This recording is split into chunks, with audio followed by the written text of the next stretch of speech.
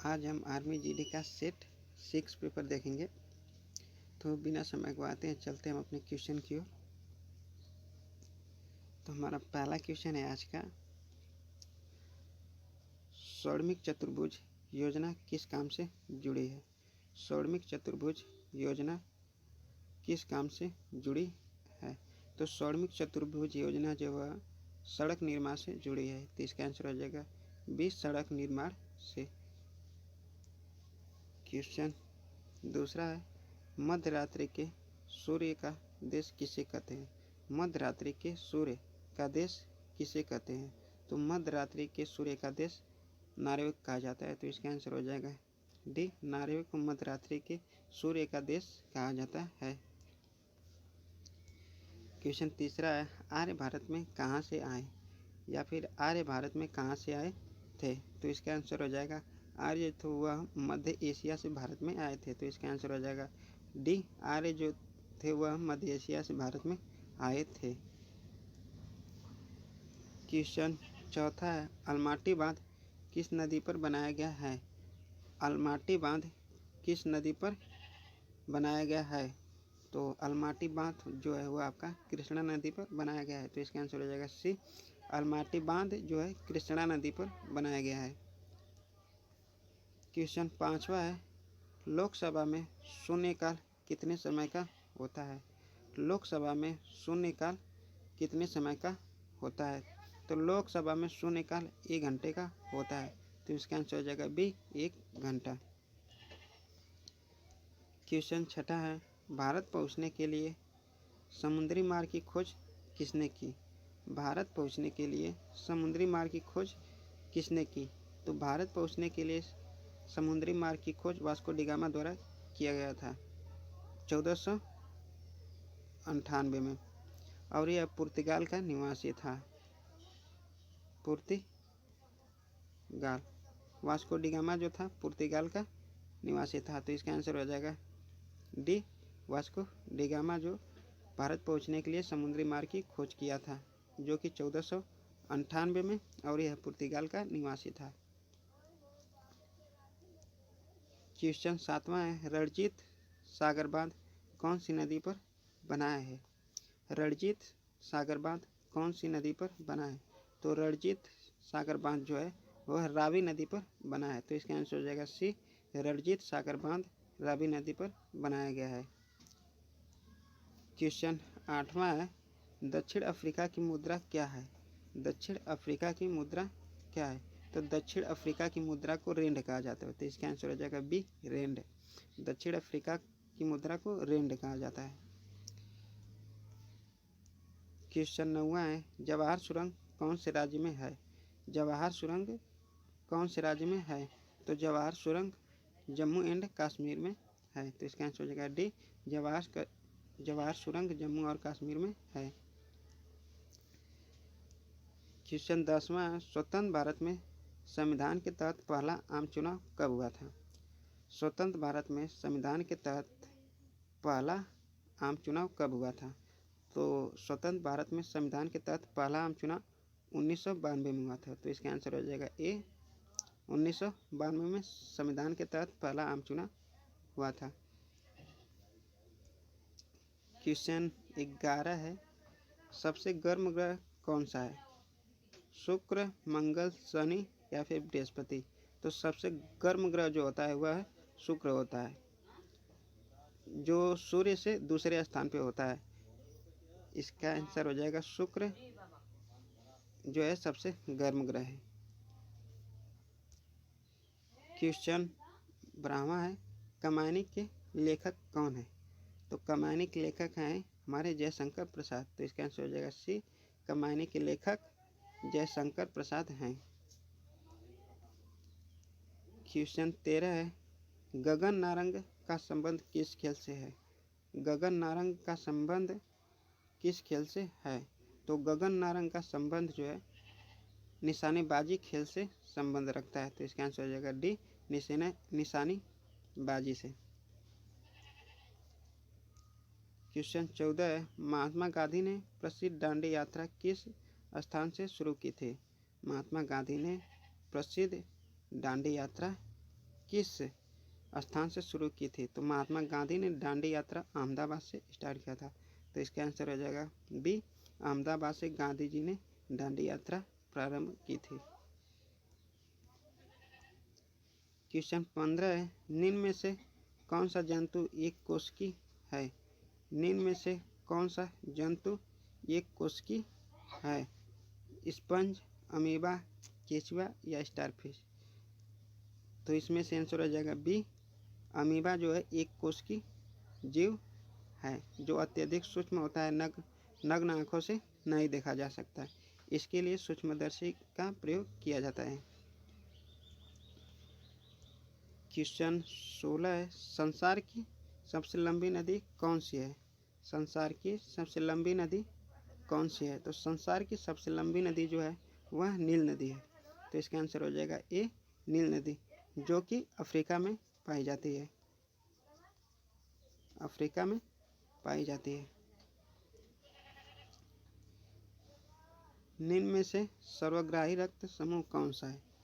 निम्न में से सर्वग्राही रक्त समूह कौन सा है? ओ है, ए बी है, बी है या फिर ए? तो सर्वग्राही जो है वह आपका ए बी है। तो इसका आंसर हो जाएगा बी, ए बी जो है वह सर्वग्राही है। और ओ को सर्वदाता कहा जाता है। सर्वदाता, ओ जो है सर्वदाता है और ए बी जो है सर्वग्राही। सर्वदाता का मतलब होता है जो सभी को खून देता है। ए बी को, बी को, ए को, सभी को खून देता है। और सर्वग्राही का मतलब है जो सभी से खून लेता है, यानी कि ए बी जो है वह ओ, बी और ए तीनों का खून ले सकता है। क्वेश्चन 18 चलते हैं, चमगादड़ इनमें से किससे संबंधित है? चमगादड़ इनमें से किससे संबंधित है? पक्षी से, संधिपात से, सिर्फ से या स्तनधारी से? तो चमगादड़ जो है आपका वह स्तनधारी से संबंध रखता है। तो इसका आंसर हो जाएगा डी, क्योंकि यह बच्चों को जन्म देता है, बच्चों को जन्म देता है तथा उसे दूध पिलाता है, दूध पिलाता है, दूध पिलाता है, इसलिए इसे स्तनधारी में रखा गया है। क्वेश्चन 19 है, रक्त जमने में सहायक विटामिन कौन सा है? रक्त जमने में सहायक विटामिन कौन सा है? तो इसका आंसर हो जाएगा बी, विटामिन सी जो है, विटामिन के, विटामिन के जो है रक्त जमने में सहायक विटामिन है। तो इसका आंसर हो जाएगा सी, विटामिन के जो है रक्त जमने में सहायक विटामिन है। क्वेश्चन 20वां है, शरीर की सबसे मजबूत पेशी कौन सी है? शरीर की सबसे मजबूत पेशी कौन सी है? तो शरीर की सबसे मजबूत पेशी जो होता है वह जबड़ा है। तो इसका आंसर हो जाएगा सी, जबड़ा शरीर की सबसे मजबूत पेशी होती है। क्वेश्चन 21 है, चाय निम्न में से किसके कारण अच्छा उत्तेजक है? चाय निम्न में से किसके कारण अच्छा उत्तेजक है? थिन के कारण, निकोटीन के कारण या फिर मार्फिन के कारण, या फिर इनमें से कोई नहीं? तो चाय जो है एक अच्छा उत्तेजक थिन के कारण होती है। तो इसका आंसर हो जाएगा ए, चाय जो एक अच्छा उत्तेजक होती है वह थिन के कारण होती है, इसमें थिन पाया जाता है, इसलिए वह एक अच्छा उत्तेजक कहा जाता है। क्वेश्चन 22 है, जीन या अनुवांशिक इकाई स्थित होते हैं? जीन या अनुवांशिक इकाई स्थित होते हैं। तो जीन या अनुवांशिक इकाई जो है वह गुणसूत्र में पाई जाती है। तो इसका आंसर हो जाएगा ये, गुणसूत्र में जीन या अनुवांशिक इकाई स्थित होती है। क्वेश्चन 23 है, क्लोरोफार्म का रासायनिक सूत्र क्या है? क्लोरोफार्म का रासायनिक सूत्र क्या है? तो क्लोरोफार्म का रासायनिक सूत्र होता है CHCl3।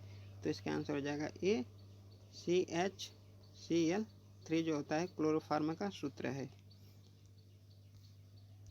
क्वेश्चन 24 है, निम्न में से कौन सा रासायनिक रेडियोधर्मी नहीं है? निम्न में से कौन सा रेडियोधर्मी नहीं है? जिरकोनियम, यूरेनियम, रेडियम या पोलोनियम? तो इसमें जो आपका जिरकोनियम है यह रेडियोधर्मी नहीं है। तो इसका आंसर हो जाएगा ये जिरकोनियम रेडियोधर्मी नहीं है।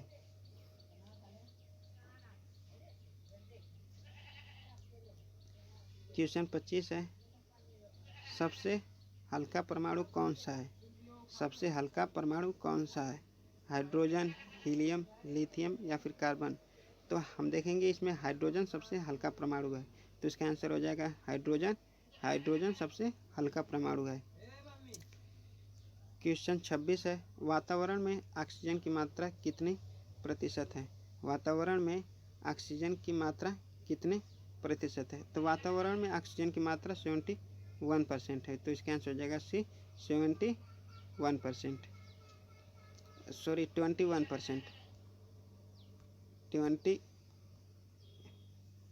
21%।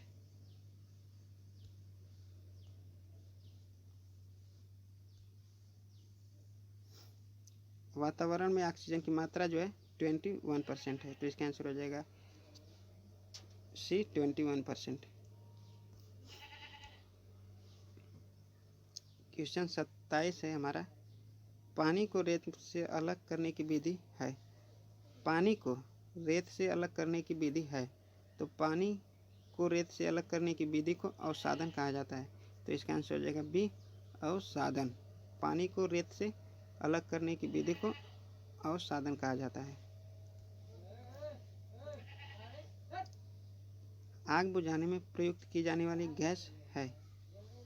आग बुझाने में प्रयुक्त की जाने वाली गैस है। तो आग बुझाने के लिए CO2 कार्बन ऑक्साइड का प्रयोग किया जाता है। तो इसका आंसर हो जाएगा सी CO2 जो है आग बुझाने के लिए प्रयुक्त की जाती है।